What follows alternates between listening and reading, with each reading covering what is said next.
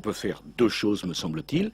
La première, c'est encourager, soutenir et développer les voitures qui consomment moins de carburant, parce que la première ressource énergétique dont nous avons besoin, elle s'appelle économie d'énergie.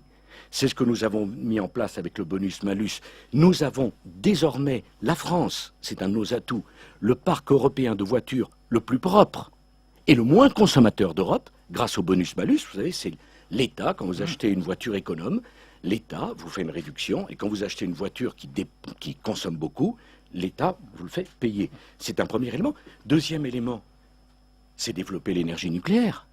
Quelle drôle d'idée quand même, que de dire le pétrole est cher, je vais bloquer les prix d'un pétrole que j'achète à l'étranger, donc je ne peux pas bloquer les prix, et je vais fermer 24 réacteurs nucléaires, alors que c'est une énergie qui coûte et qui permet aux Français d'avoir une électricité 30 à 40% moins chère que ce qui se passe chez nos voisins. Donc c'est les ressources alternatives. Troisième élément, baisser les taxes. Ah non, non, troisième. Alors, Baisser les taxes. attendez, j'y viens. Oui, parce Donc qu'il y a ça veut dire développer le nucléaire, développer les énergies renouvelables, photovoltaïques, hydrauliques, éolien, et notamment l'éolien offshore. Et s'agissant de la baisse des taxes, je rappelle qu'en ce qui me concerne, nous avons un déficit, que ce déficit doit être comblé.